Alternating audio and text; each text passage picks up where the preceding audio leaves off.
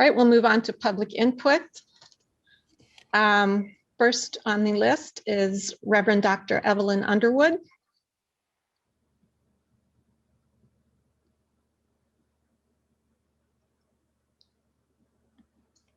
Okay, Dr. Underwood, you're in. Can you hear me now? Yes, we can hear you.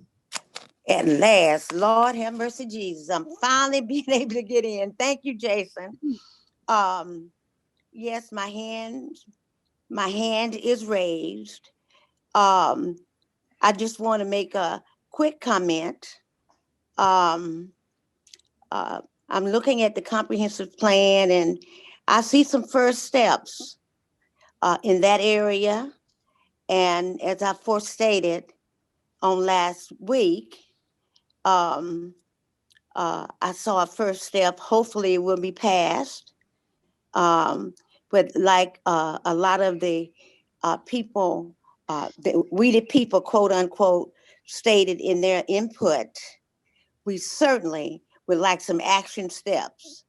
And I know sometimes it takes time, but I hope we don't do it like the 1950s when they said all deliberate speed. Everybody know about that. If not, research it. All deliberate speed. We want more than all deliberate speed. We don't want it to take 50 years. So we're looking forward to actions.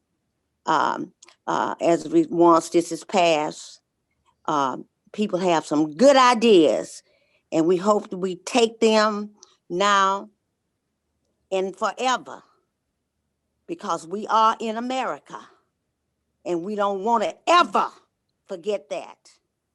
Thank you very much. Thank you.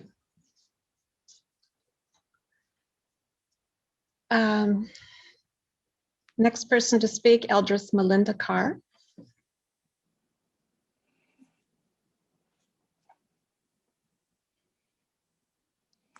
Good evening. Can you hear me? Yes, we can hear you. I just wanted to really speak about the resolution that's going to be brought before the council. I sent some comments, and I'm just going to read the comments that I sent on the resolution committee to end structural racism and achieve racial equity. Is a great start in publicly declaring the city of Urbana's general position, and the intent has been stated to bring awareness of this practice in the history of the city of Urbana. Based on the explanation at the February 1st Committee of the Whole meeting, my understanding is there will not be specific or future actions included at this time for the city of Urbana. Therefore, the people of Urbana must continue to hold our city officials accountable to stand on the principles outlined in the resolution to ensure the racial equity is achieved. Both now and in the transition to new leadership, we know that you have an awesome responsibility in guiding city government for the people of Urbana. We appreciate the service of our city officials in working toward this end. I suggested some stronger language in a few areas of the resolution, and then some minor edits that I copied in the email. And I just wanted to, the areas where there are more significant changes. On the, I think this was page 3.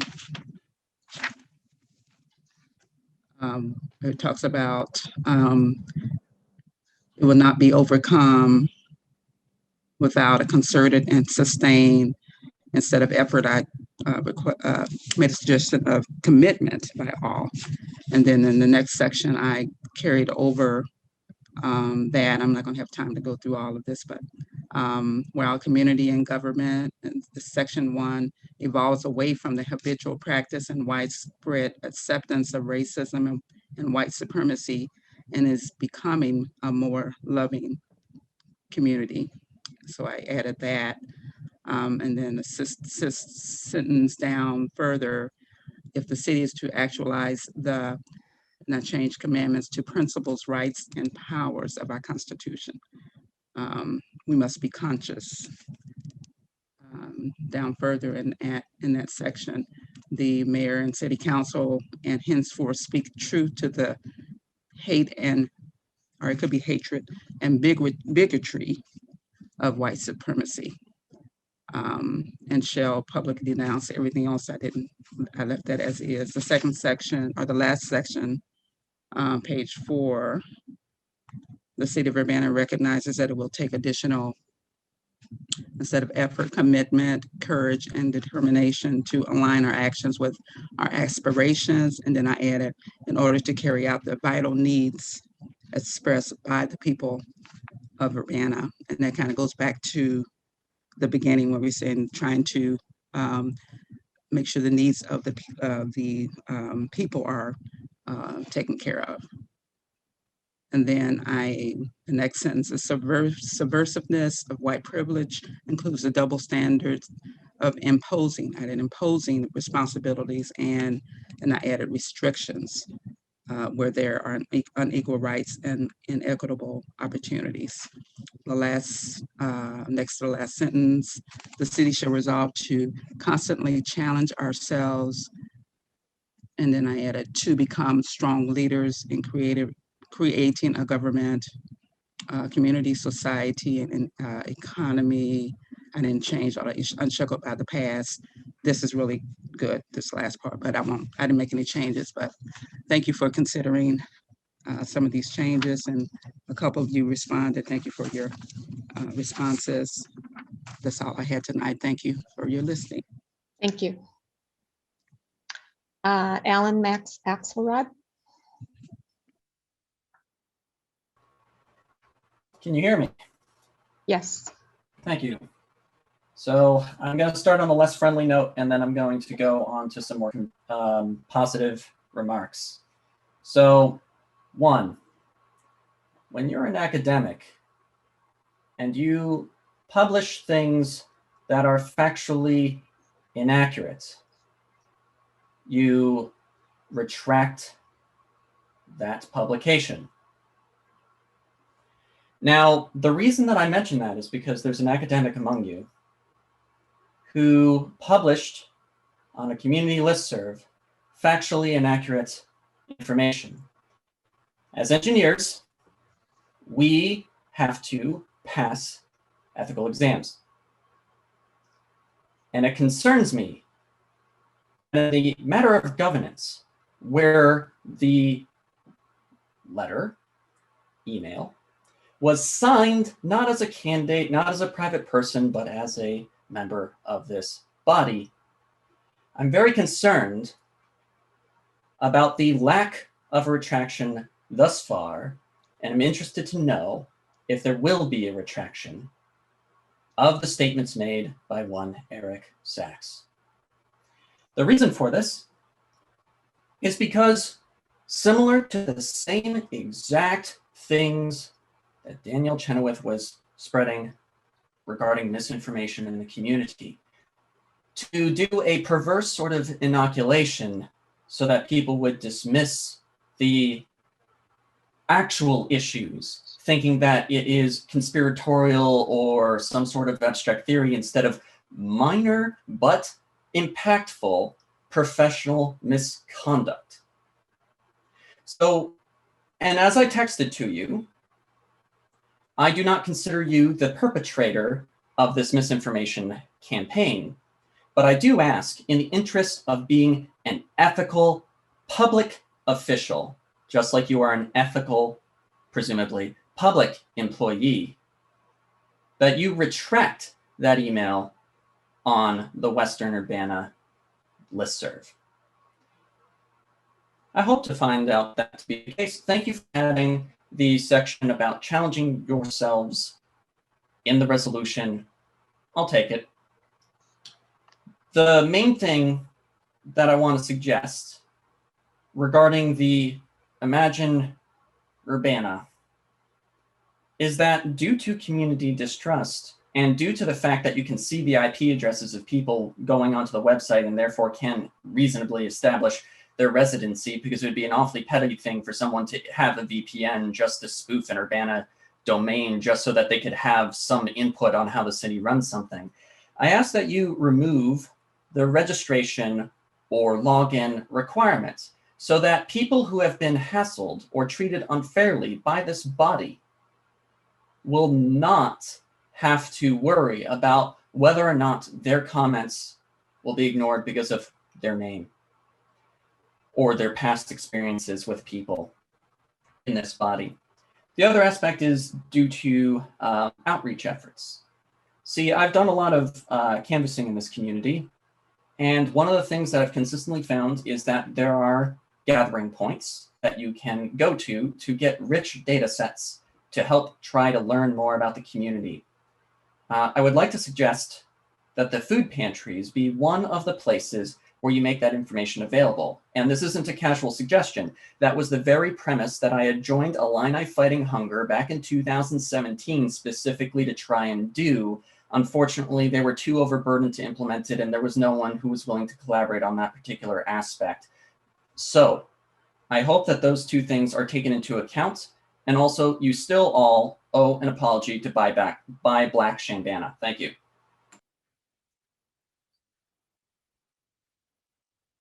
Next up is Tracy Chong. Hi, can you hear me? Yes. Hi, I'm Tracy Chong from Urbana. Last week, I brought up action items that the city could do to show that the resolution committing to end structural racism would result in meaningful change and action by the city. I spoke about how the city should stop discriminating in job ads and CPRB appointments. I've lost count how many times I brought up how city leadership and Urbana Police Department leadership has not apologized or acknowledged the damage done to Aaliyah Lewis. We have not heard from Chief Seraphin exactly how police staff will be held accountable. This is not the only police misconduct incident that has not been adequately addressed. It has been 2 months since I brought up the taser incident from 2019, where Deputy Chief Searles suppressed video evidence to hide what looked like police misconduct. I asked before and I'll ask again, have any of you guys watched the taser videos and the CPRB meetings? What did you think of Searles' actions, and what do you think after watching the taser incident? Maybe you guys can comment about it today. We've been talking about these issues for close to a year. We've seen Urbana violating FOIA laws. We've seen Mayor Marlin speak dishonestly to the public. We've seen all of you up there try to silence the public just because you don't like the criticism. My name has been smeared by the city attorney and your contracted attorneys, who resorted to attacking my character just to defend the city's actions. And my God, I just heard Lamont Peppers say we strive to make public input accessible to everyone in the video you guys just played. And I was muted by Peppers himself when I mentioned Chief Seraphin's name during a listening session. I recently listened to AOC's heartfelt discussion with the public about her experience in the Capitol riots. AOC was responding to people who called others to move on and not dwell on the incident. When AOC said, "We can't move on without accountability," it struck a chord with me and probably many of us who have been speaking up week after week. Mayor Marlin has mentioned moving forward several times, and the hope is that resolutions and the revised use of policy will help us move on. But no, we can't move on without accountability. We can't move on without the city apologizing and acknowledging all that went wrong. All the steps that were taken that made us, the public, so sad, so upset, and so disappointed with our current government. Asking us to just move on is like saying it's okay to repeat those missteps. Is it really that hard to say that you made a mistake, that the city made a mistake? Can we have a genuine discussion on how to remedy these mistakes? Thank you.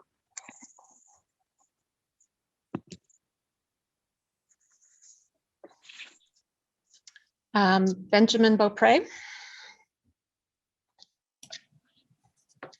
Hello, my name is Benjamin Beaupre. I live in Champaign. I'm a citizen representative for the Champaign County Reentry Council, but tonight I'm just talking on my own behalf. Wanted to express my support for the resolution committing the city to end structural racism and to achieve equity.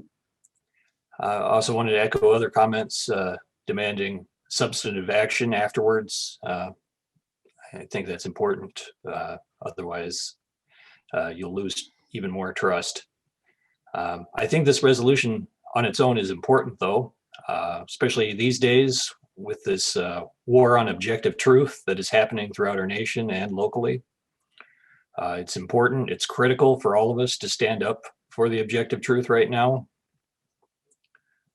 W.E.B. Du Bois said that we don't win this fight with voting alone, but by persistent, unceasing agitation, by hammering at the truth. And I believe that. I think Urbana has proven that over the years with the Ellis Drive 6 fighting segregated schools based on information that the schools were having disparate impacts as segregated groups, especially the Hay School. It took a fight, and the fight wasn't over right away. There were people running for a school board trying to overturn it. I believe that fight continues on to this day.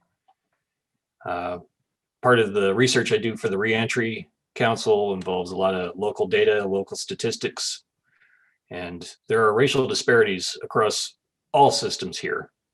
Education, criminal justice, housing, as we've seen recently with health and COVID. These systems aren't isolated. The disparities from one feed into the other. They're propagated from one to the other, and sometimes even amplified in the case of the criminal justice system. I encourage future action to involve collaboration across these systems, across these bureaucracies, because a lot of colorblind language can be used to propagate those disparities just by saying, hey, that's not our fault that, the clients coming in from this particular system are already, disparately impacted. That we have to take responsibility for when we see those disparities to do something about them and collaborate across systems. Otherwise, we're just as responsible. Urge you to take seriously the concerns of the NAACP and the ACLU on the use of force. We can't just do boilerplate Lexipol liability language for use of force anymore. If we're focused so much on legal liability, I realize it has to be part of the concern, but it can't be the only concern. Otherwise, this turns into a Milgram's experiment where people are just covering their own butts and not making sure that rights are protected.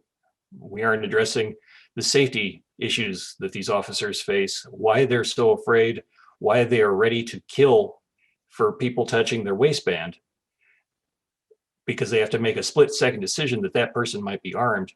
We have to address the problems that are leading to these life and death situations that are ending very poorly for people who don't look like me, whereas people who look like me are given the benefit of the doubt, are considered less of a threat, aren't necessarily considered someone who has to be looked at as if they need to live or die in the next split second.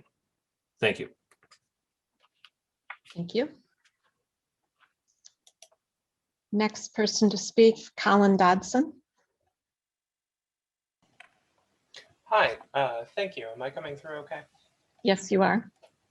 So these are some tough acts to follow. I generally agree with the overwhelming majority of points raised by the citizens of Urbana so far. There's a little bit more I'd like to say, though I risk repeating much of what has been said with respect to the resolution you're looking at tonight. I'll say that I hope you pass it. Before I dig into that, though, I do have a brief question with regard to public input in a more general sense, which is to say that I understand the need for orderly and effective meetings when conducting official city business. However, to me, that leaves an open question, which is to say, given that council meetings and committee of the whole meetings are not the place for an active dialogue between the people of Urbana and our elected city government, then what is? So I'll leave that as kind of an open question to sort of stew on. And so I'll move on to the resolution on ending structural racism. And, again, the main thing that I want to really reiterate, it's been said several times tonight, is that it is absolutely essential that, the work doesn't end when the resolution is passed. And I'm sure that to a certain degree, all of you know this, but, the thing is that when looking at something like white supremacy, it's really, really critical that we understand that this isn't just a personal moral failure, but a product of a deeply inequitable and unjust social system.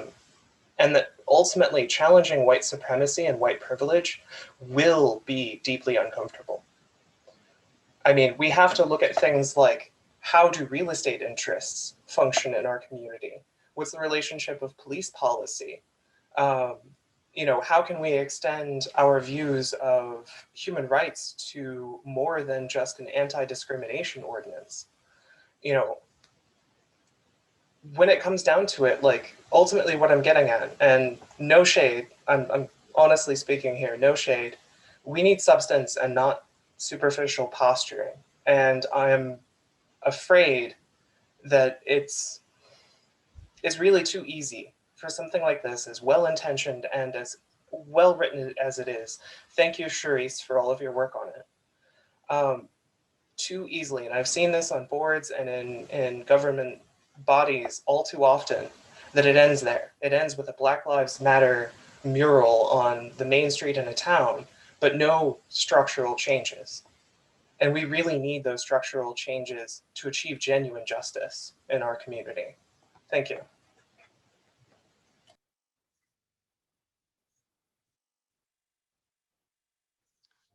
Next up is Meg McDonald. Hello, can you hear me? Yes. Thank you. All right, my name's Meg McDonald. My pronouns are she, they. There's a lot to talk about tonight. I don't really have anything written out. I have some bullet points and I'll touch on them.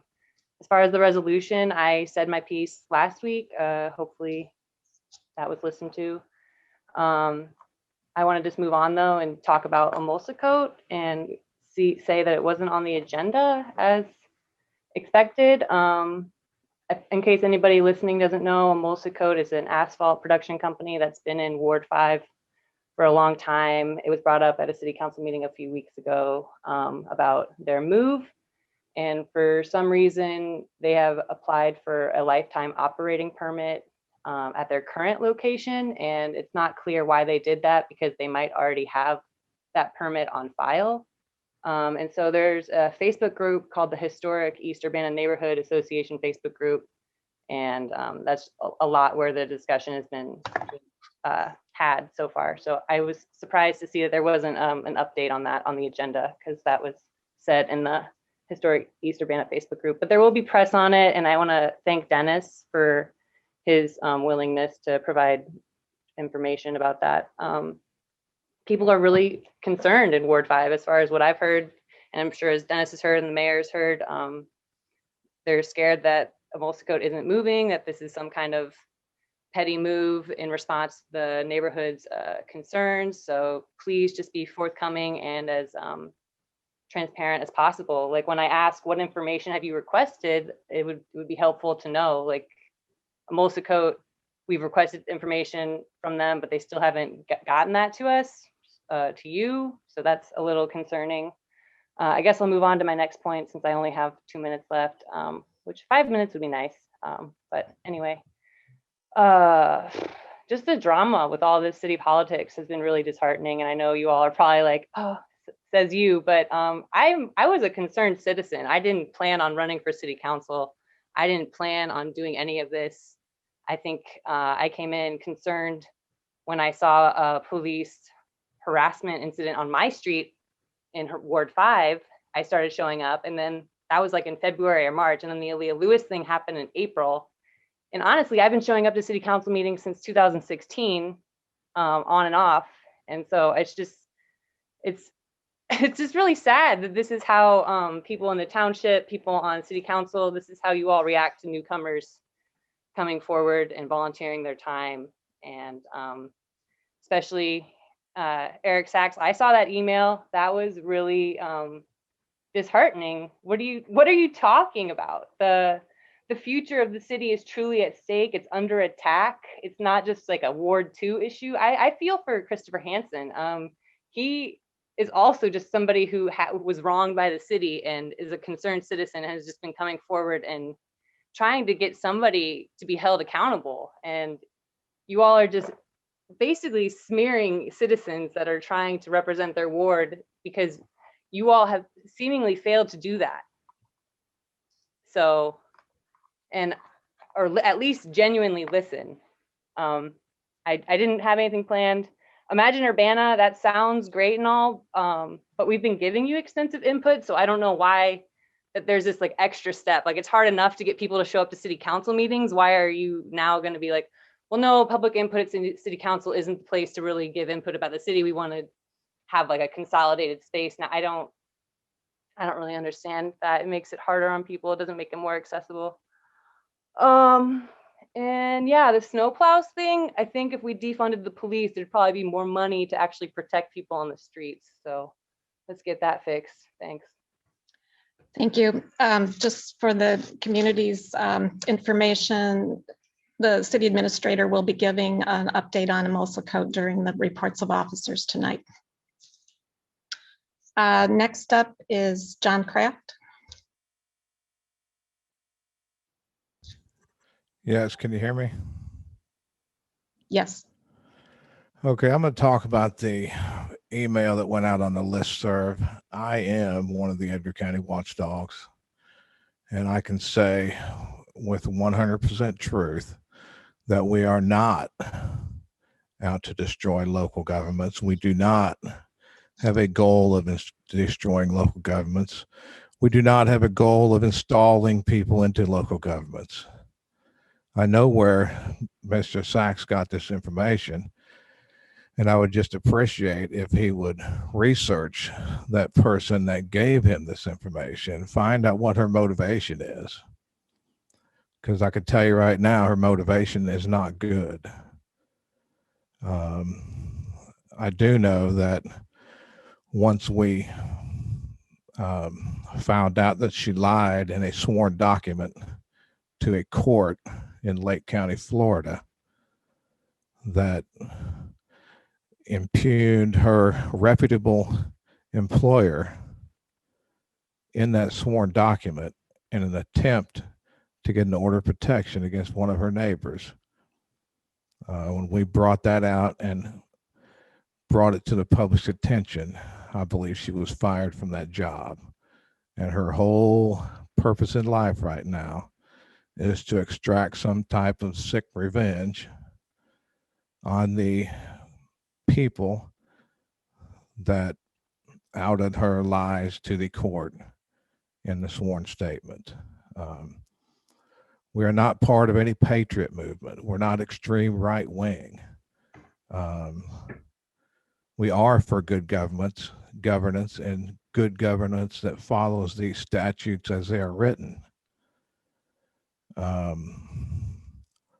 As far as comments like they have been described on the internet as extreme right wing.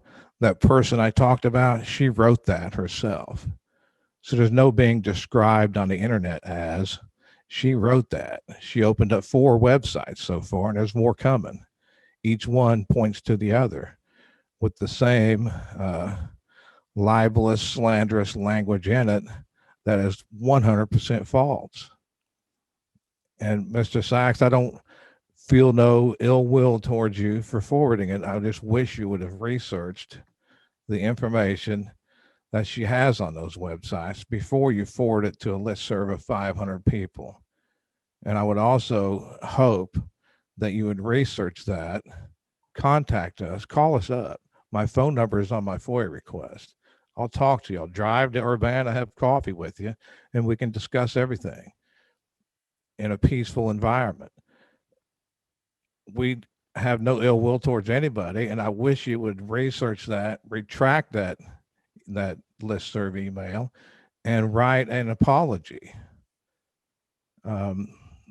I came to Urbana to show up at a meeting because we were getting several emails that the city was not the city instituted an unreasonable public comment policy. I believe that to be true. I attended several meetings, witnessed it, and then we filed a lawsuit. The judge will ultimately decide whether the city had an unreasonable policy or not. I was informed that the city attempted to get money for FOIA requests that they shouldn't have got. So I FOIA'd for the names of the people that paid that money. It was denied. I believed I should have gotten those names. So I sued to get those names. It's about 6 names. And a judge will ultimately decide that issue. So once again, please retract the email and please apologize. Next up is Haki. Hello, can everyone hear me? Yes. Hi, my name is Haki, or Drake, resident of Champaign, recent graduate of the University of Illinois. I'm tired. I think I'm just tired of, work, but of course we're gonna continue to work. But I'm tired of input being reduced to simply hearing the concerns of a few individuals, but then the implementation of a program or a project without that same input without the same continuation of input from the people and from the community.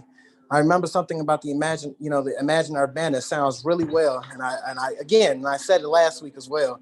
I hope that those racial pod discussions continue because Imagine Urbana will not save Urbana from racism, or the resolution is not going to save Urbana from racism. Again, that has to be a continual effort on you all to ensure that the people, especially the people that are out there in the communities, out there on the streets for the people, that they are actively involved with the implementation and the creation of programs and said rollout of programs. When we're talking about university students being involved with Urbana, who's going to introduce them to the community? Not the University of Illinois. The University of Illinois does not have a great relationship with the community. It's going to be up to the students to make that type of relationship. And one of the only students that have actively tried to make that relationship happen is me, Allison, Dimitri, other Black students in BSFR. But I have been out here and I am the one that has helped increase that community and campus collaboration, the cooperation. So you must include the organizations that have connected the community in order to be a part of the Imagine Urbana and to ensure that those organizations are actively funded, to make sure that those organizations are actively equipped to carry out that mission. It can no longer be, again, it's the same organizations all of the time. I am tired of all of those same organizations having the same power being pushed around and moved to the next person. The power has to be removed from this wheel of power that's going on in Urbana and Champaign, the nepotism. It has to end. When are we going to allow some new faces? When are we going to allow some new thinking? When are we going to allow some new voices, some new youth, some new people, some new innovative ideas? Let's be honest here. There were discussions again about See You at Home, not to ever discredit the work that is being done by the institutions, but there is structural violence. I'm currently doing research with the professor about structural violence, that the structures in place are inherently violent. They are inherently racist. And that in order to ensure that people are being fed, that people are being given the resources necessary, either we either we take over the structure and we completely rebrand it, or we must create our own structures. And I am wholeheartedly about the creation of our own structures. Trust me, the people have been coming to the new structure since May of 2020. The people have been coming to the new structure. The structure that we are building is being built right now. Either you ride along with that new structure, or you're going to allow the resolution to wither away to simply just words of nothingness. We have to ensure real action. And we also have to ensure that we are included. And let me speak to my brothers and sisters and my allies, and my non-binary allies as well. They will give us something. Not say it's because of us. We must continue to work and get whatever it means, we get it, move on forward with depression escalation. I'm ready to move on and organize with you all into 2021, because we will be at the table, or we will construct the table and remove and dismantle the last one. Thank you. Thank you. Next up is Justin Hendricks. Can everyone hear me? Yes. Hello, my name is Justin Michael Hendricks, Champaign-Urbana resident, Parkland College student, creator, Hidden Homeboy.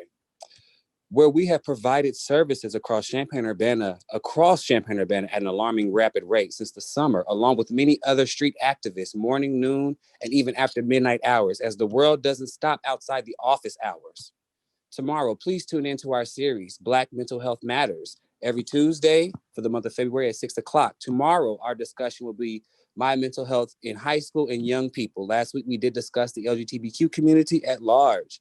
Please make sure you tune in. We have more special guests from Champaign and the state and surrounding states.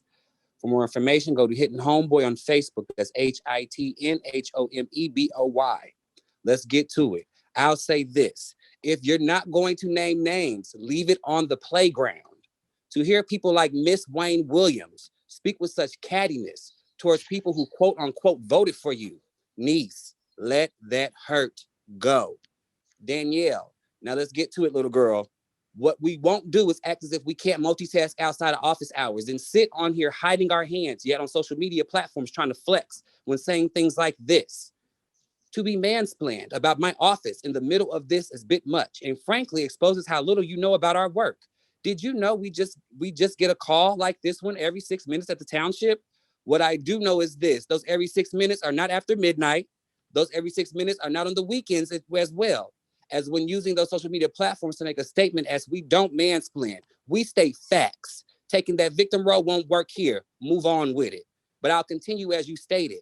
Y'all know how to find me. If you will not speak to me directly, I'm going to chalk it up as political posturing and keep doing the work, because that's what my office does.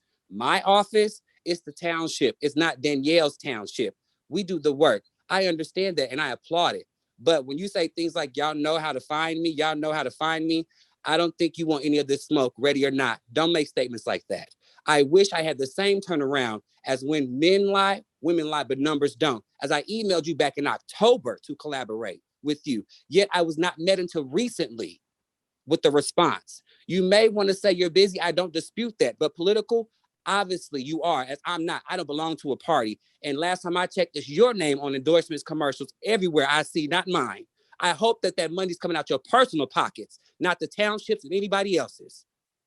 I keep my work and those politics separate, as I don't engage them together. You should try the same, my love. This is what happens when you put yourself and your feelings in a situation that did not criticize your character. However, you chose to step out and you missed, as it was a missed opportunity when given work and work hours to someone that was a Black queer girl in need. You gave office hours for help. Excuse me, the disrespect in that. As my grandmother would say, you showed your slip, pull it up. To quote another person in a political position, not sure who needs to hear this, but I'm sick of encountering posts that are trying to dunk on the township supervisor's office and their leadership. It's not emancipatory, it's littering.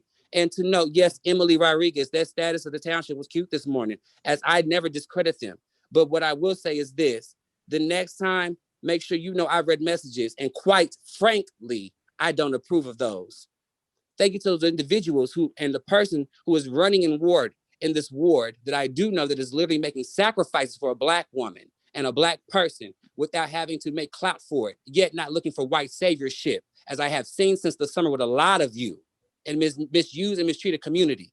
I hope that Ward votes for her, as I see her playing a role not in white leadership and white saviorship. In closing, I suggest you get a street team that is dedicated to working after midnight, meaning 11 to 7, and even weekends. There is a trans population. There also is a non-gender conforming and 2 intersex people that live in the city, but you wouldn't know that if you engage in the streets because they need things.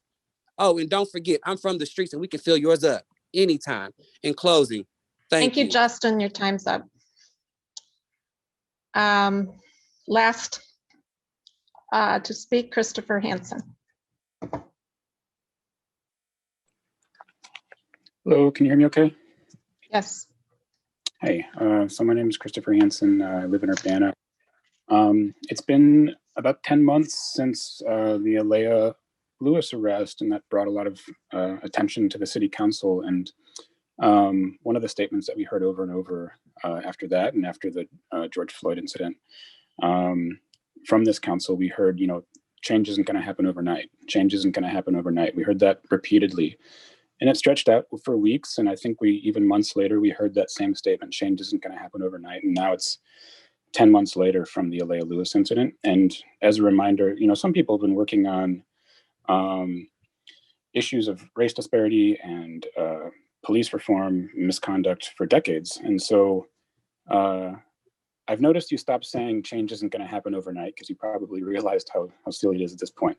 But we do have a resolution before us where it doesn't indicate any actual change, or it doesn't indicate any action for change, at least. And I think you've heard that from a lot of community members tonight. And so I strongly encourage you to add just anything actually that is actual action to this resolution before you pass it.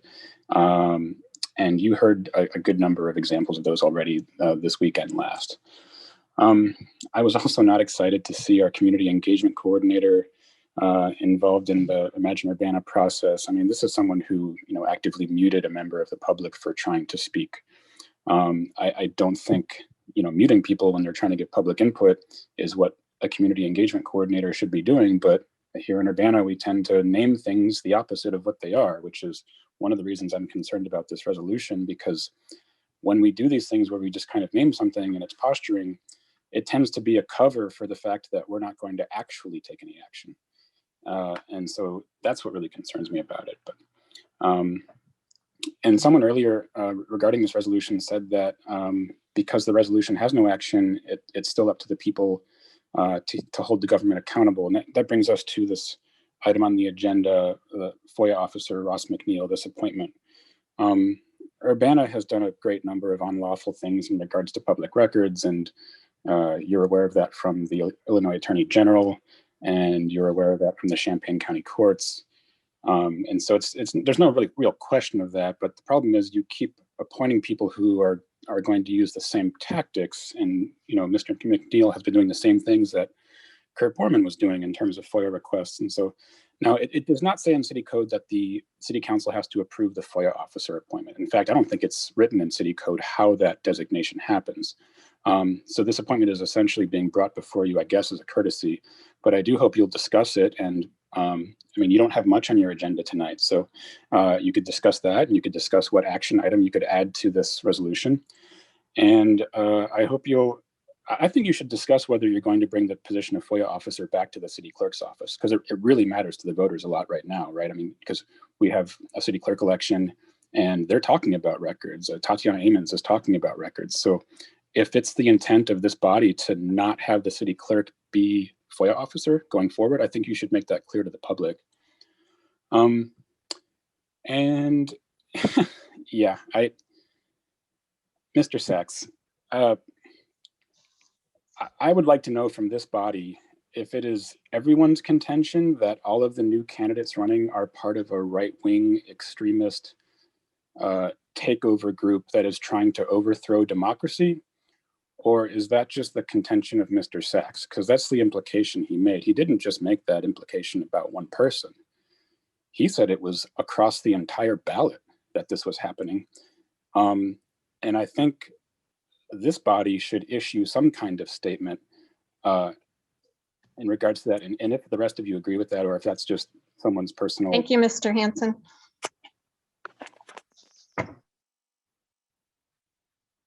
And that looks like we're finished with public input for this evening.